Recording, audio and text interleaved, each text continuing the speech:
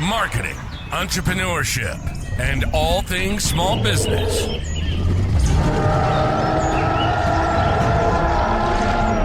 You're listening to the Jurassic Marketing's Triceratops. Now, here's your host, Justin Miller.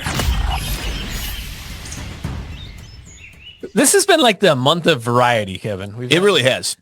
We've gone from storytelling to business intelligence to medical and back. We have. It's been quite a variety. And you've been able to manage to tie a lot of it together. Thank you. I'm not the one that did radio for a living. That's why I just like to watch you work, because I can sit back and just only have to talk like every 7 or 8 minutes. It's nice.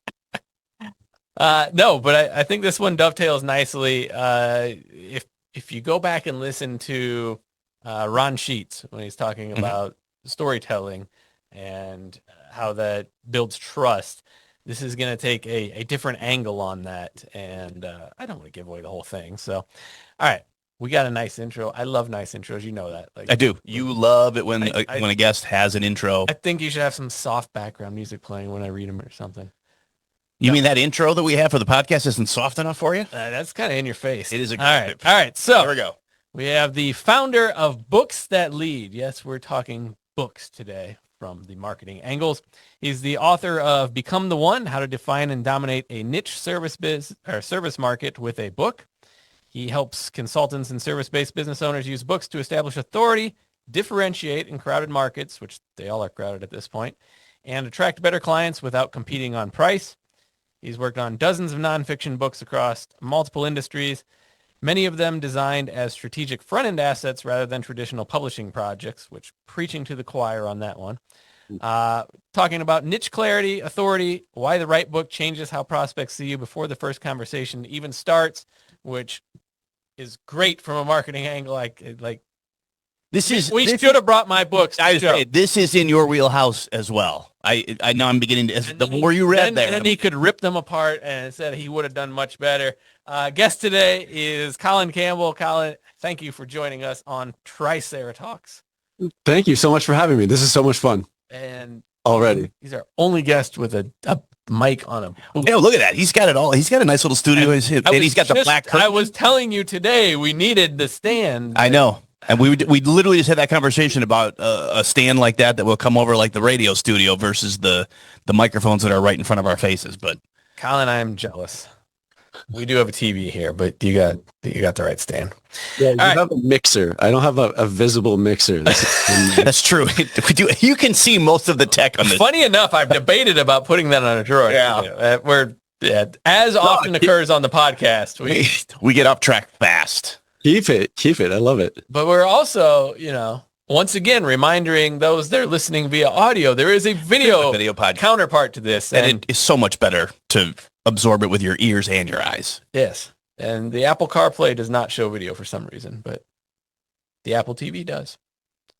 All right. Let's talk about books. I've used them as lead gens, handouts for speaking, all kinds of stuff. I've written them in like 3 niches now, I believe, just for myself. First one being in the wedding niche, which I believe is still housed in the library. Probably. Downtown. Yeah. And I'm one of the few people that's able to throw away a book only because I know them as marketing pieces. But that does not negate from the fact that they work amazingly well as marketing pieces. So I'm curious first, how did you get into the world of helping with book projects and doing, I'm assuming it's ghostwriting, but how did you find yourself in this little area of the marketing world? Sure. I went to LA. I went to a conference with this guy named Joel Bauer, and he created a bidding war for a business card in his conference. And literally, like he had this lineup of 200 people. Everyone was prepared to pay $100 for the licensing rights of this business card. And like, he's a very dominant speaker. He's very charismatic, and he looked like to the side. He's like, you know what this is? Direct response marketing. And he said it all like badass like that. And should I omit the swears? Should I omit the swears here? Or? No, we have a button that does that, but we don't use it. So no, we don't use it. You're good. Just an occasional swear on the show. So he he said it's direct response marketing. And I was like, whatever direct response marketing is, I want to learn that.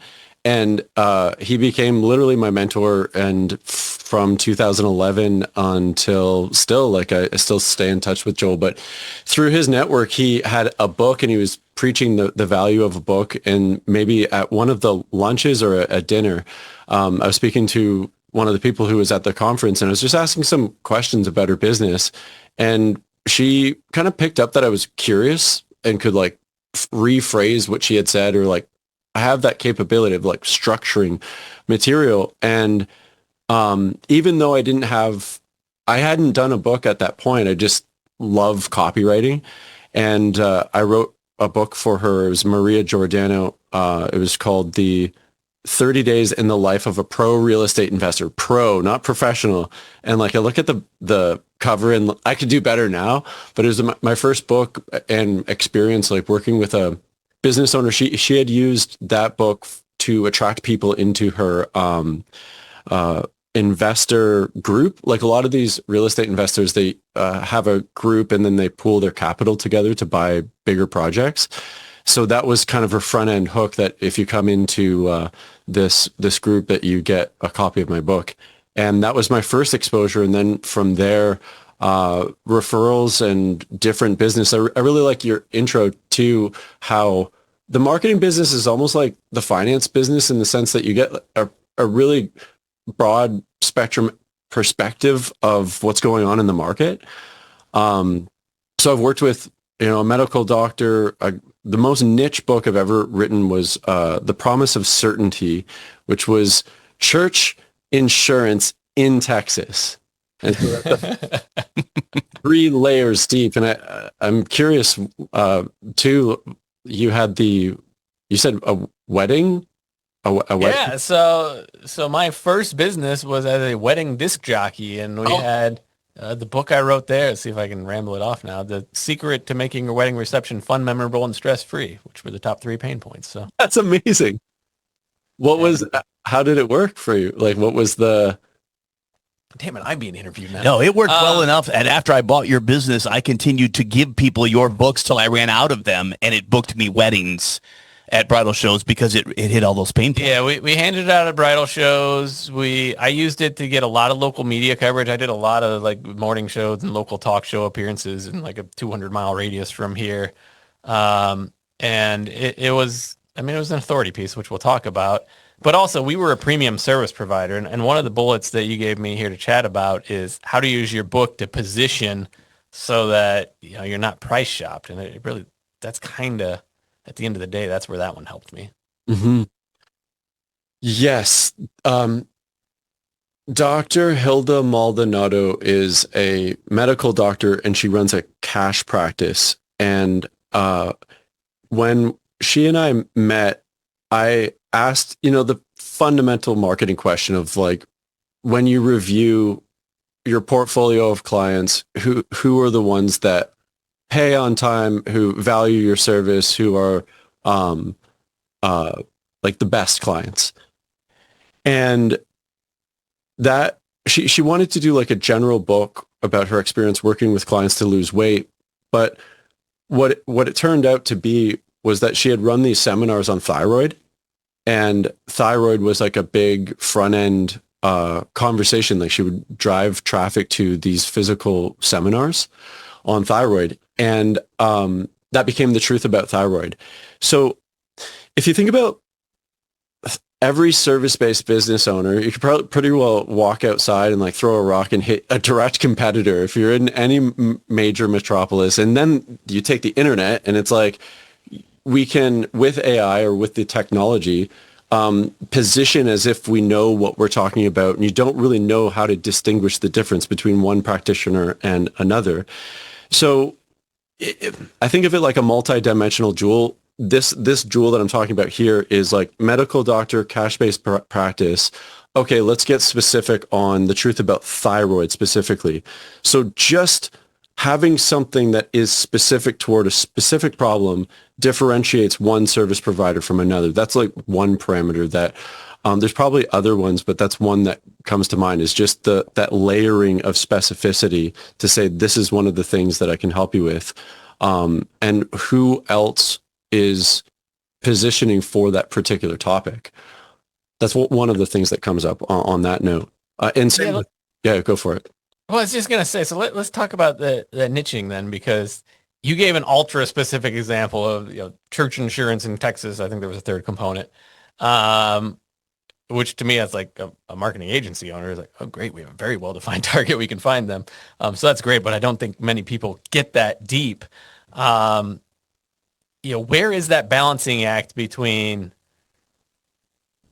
deep enough that we're speaking to the target market and they can self-identify as being in that target market, but not too deep that we've eliminated everyone? Mm-hmm. That's the question, right? That is, there's two things. I forget the direct quote from Eugene Schwartz, but he said that a market is born when a statistically significant group of people are large enough to repay profitably selling to these people. I'm butchering the quote, but there obviously has to be an objective market. Like they have to be buying the thing. But one of the things that I think there's a congruency factor too. Like in Dr. Hilda's case, she was reviewing an actual experience and had an emotional connection with the market. She had done seminars on thyroid and people had, bought that service, but there was a congruency element of like, is she fascinated by the topic and does she love talking about it? Does she actually want to re-up and actually create a marketing collateral that is targeted toward that group of people? But I definitely, and even on this question, I was teaching a class on this niching, and I thought about like, I made a blanket statement like no one wants to get into the Tamagotchi business. Like you don't want to get into the Tamagotchi business because they're dead. Because I thought about when I was a kid in the 90s, like they must be dead. And then I looked up like what's the Tamagotchi market? It turns out that it's like $100 million market. So maybe it is a business that you could consider. But I think there like has to be the objective parameter.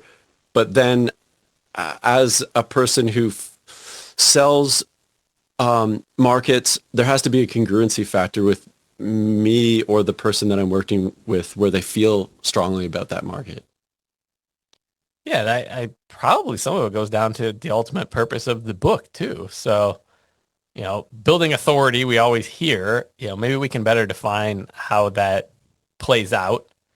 But when someone's considering writing a book, we can't tell them their goals, I guess, but what should they be considering as viable goals for at the end of the day when this is said and done, what it's supposed to do?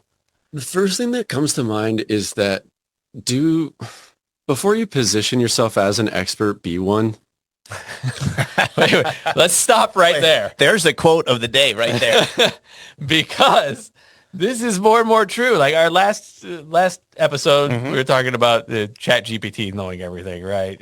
And telling you that your idea is awesome and needs no further, work. So I think this disease is going to become more and more rampant. So yes, and so be an expert in something. We will assume they are, although some won't be, but hopefully they won't take the action. This is where marketers get into trouble. So you and I understand this. Kevin understands this. Some people learn how to be marketers, but not actually market stuff. Yeah. All right. So be an expert, and then. Yes, I mean that is the if you are an expert, you have indicators of expertise. Whether it is other publications, media appearances. More specifically, and probably the most important is, can I demonstrate through a series of case studies the impact that I've made on other people's lives? I think that's like, until and unless you have like at least, I'm going to say 3 to 5 case studies of like, they were here, they were struggling in these areas, they've tried XYZ and it hadn't worked before. That's a perfect before unit for any story.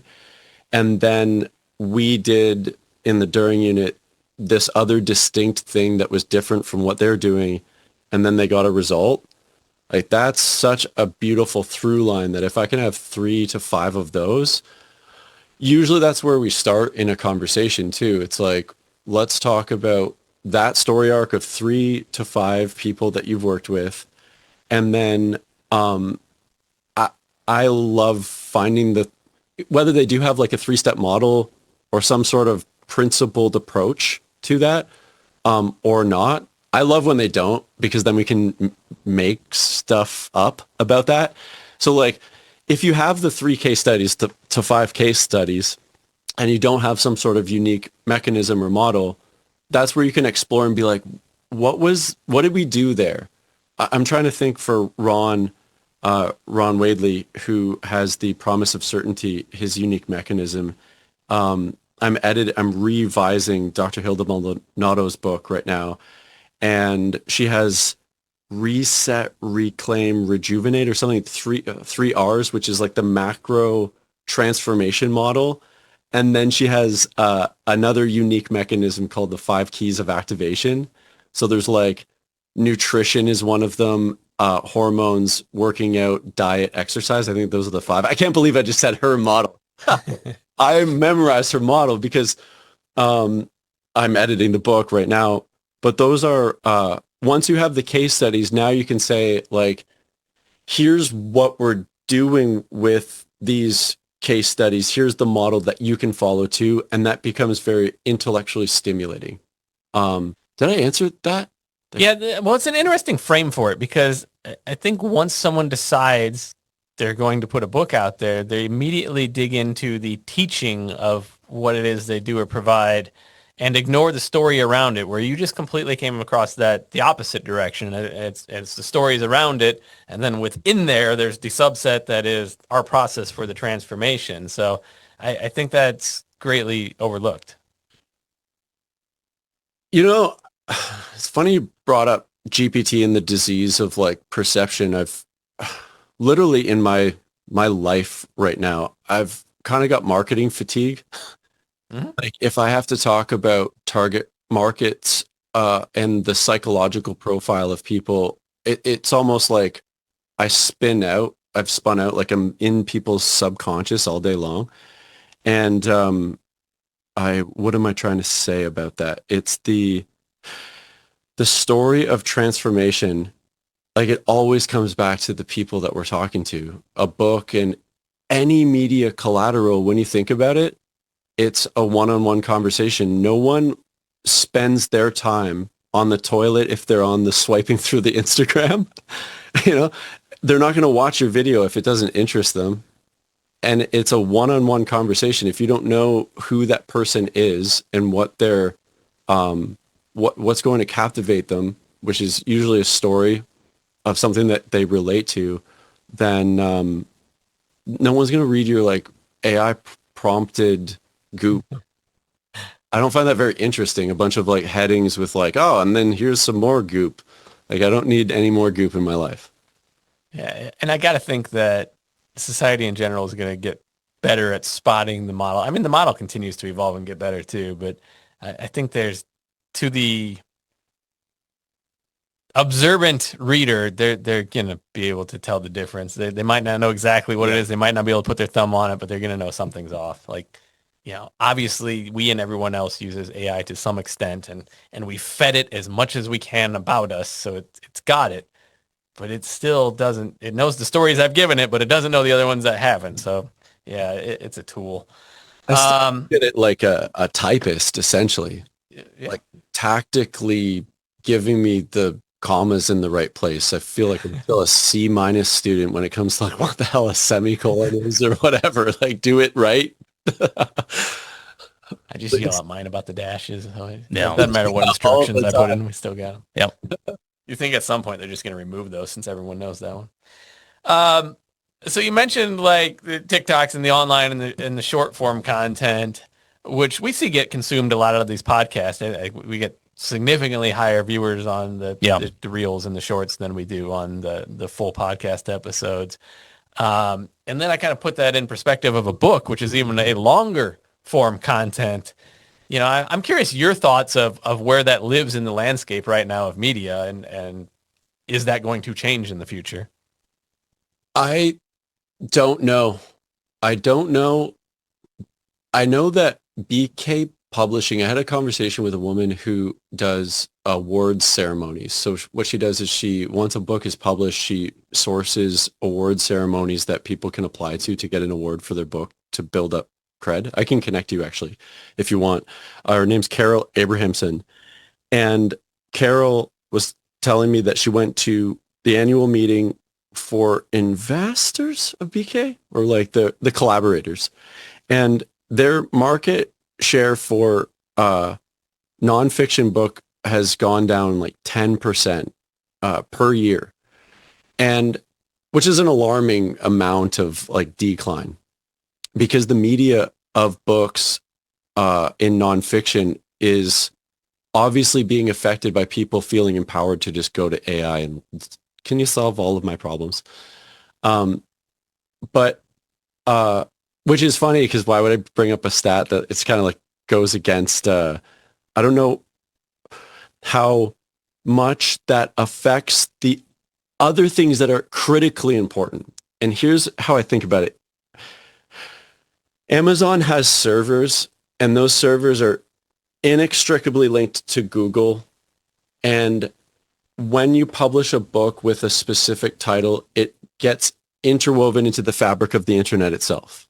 And it's almost it's as important as getting like a trademark, because you're putting your line in the sand and saying like, this is my book. So that's one of the things it integrates into all of the AI models that syndicate Google.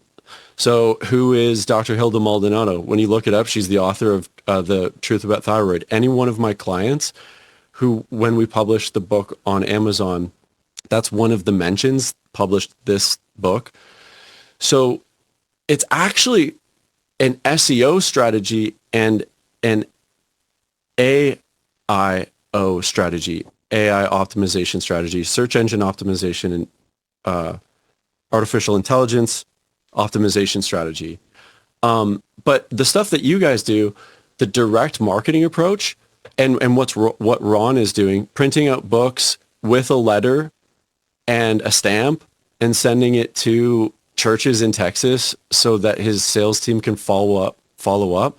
That's really where you get that direct marketing advantage. Like if you know who your target market is, you have a book that's in alignment with their like wedding planning, as you mentioned, and you have an approach where you can follow up with them. That's really where you're getting the direct backstage conversion. That's another thing. The biggest thing though is, sorry, I keep on looking at the camera and I got to check in with you guys here on the visual, but the biggest thing I believe, and the biggest benefit, is actually the internal clarity that's required of you to really write a book. Like, the teacher learns as much as the student. Yeah. Mm-hmm. Yeah. Like if you synthesize your knowledge and you talk about your case studies, you're sharpening up your language so that you can do other forms of media better.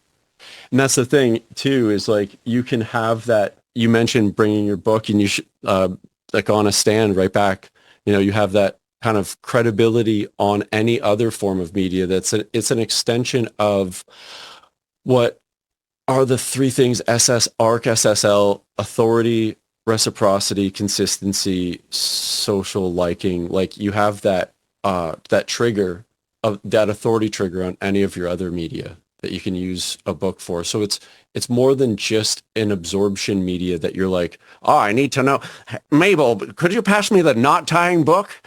Like I need to figure out how to tie the knot. You see, like, and you open up a book, you're like, here's how to do it. You're just going to use AI for that simple answer. I went on an overshare on that one. Well, trust me, the the irony of the direct mail guy asking about the longevity of a book is not lost on me either. All right, we are up against the clock, so we're going to do the lightning round. Oh, this is the part where there's no current sound effect. Oh, there's, there's 5 sound effects loaded. I know but the problem is there aren't any. That's the problem. There's only that one, which doesn't seem appropriate. I know. Once again, I'll work on it. should have lied and edited it in afterwards, so I look like the idiot. That's but our motto is little editing as possible. It's as real as possible. Record to tape. All right. The lightning round, you realize I have to ask the book guy about a book. So current favorite book that you are reading? I am reading Endure by Cam Haynes right now. I got to get my mind straight on discipline. You know, I've been like eating chips and watching movies, and it's like, stop it. So that's what's up. Cam Haynes' book, Endure. It's excellent. All right. Tool or tech piece you can't live without? Voice to text in Google Docs and bring it over to GPT to edit key prompt. I want this one topic per sentence, active voice only, and paragraph form. Those are some of the common things that I say. So like one topic per sentence, often it speaks in passive voice, meaning something is done to it. A campaign was made. No, dude, we made a campaign. Active voice only, one topic per sentence, no M dashes, paragraph. Thank you. It'll find another type of dash to use. Don't worry. Yeah. Quote or motto that sticks with you? It was easier for Hitler to start World War II than it was for him to stare at a blank square of canvas. Wow, now that's one I wouldn't have expected. Yeah, screw that guy. But it's from The War of Art. It's a really good line. Like, make your art. Today's the only day that you have to make art, and it's hard being an entrepreneur or like any sort of creative. So like, do the thing, do the work. It's really hard. Well, do you notice now, look in the back over there, it looks like a tech room behind him. Do you play guitar? Are you in a band? I noticed it. I thought I saw an amp on there, but Yeah. I was looking at the clock here. I know, we're getting up against the clock, but are you in a band? Yeah. Yeah. I make music with my act is called Trust the Band, if you want to check it out. Nice. Yeah. I make That was my final question, was the fun fact What do you that people do? want to know about you. Yeah. So, Hey, there we go. Oh yeah. Yeah. I mix house music with rock and roll, and I produce local events here in Montreal. So I love marketing. Yeah. Building things and music. Those are my three favorite things. We've all been in the event, but all three of us then have connection between marketers and music. There Someone should really look into there this. must be. There might be. Yeah, there really might be. That's true. I think we all have that kind of same, and we've all done those events, good, bad, and otherwise, probably. Do you guys do music? No, just from a DJ perspective, but no, I've also, the thing for me, like when I would say music, like I've managed like alternative rock bands before, like helping them do bookings and merch and set up websites. I have zero musical ability. Like I'm a drummer, but not a gigging one. Okay. just to be able to get the email. There's a story behind that. No, so he's way more musically talented than I am. But no, I'm more on the other end of it. Cool. All right, Colin, thanks for joining us. If people want to reach out to you, get more information, or discuss whether or not, having someone help with this book idea is for them, what's the best way for them to do so? Booksthatlead.com is the best place to go. And there's a calendar set up and bunch of free gifts and all of those goodies. I like free stuff. Free stuff's good. Do you get a free book? No free book. Oh. Wow. Dang. I got to eat my own dog food on that one. E-book. Yeah. Yeah. That's just that Food for thought. That damn border gets in the way with I know. That's physical true. product. Not as simple as it used to be. Nope. All right. I appreciate it. I don't know who's coming up next week, so we'll know next week. And are we going to have the sound effect? We will have the sound effect next time we record. I'll have a sample of sound effects that you can pick from. We'll have the sound effect. We'll have the split screen captions. We continue after episode. Where are we at? We're at almost 90 now. This is almost 90. Yeah. Actually, by now we're probably this one will be like 92 or 93. Yep. So we continue to make it overproduced until until it looks better than the Winter Olympics. We have not done our job. We will see you all on the next one. Thanks for listening to the Triceratops podcast. Be sure to subscribe and leave your comments. For more information on how Jurassic Marketing Direct Mail can help grow your business, visit JurassicMarketing.com.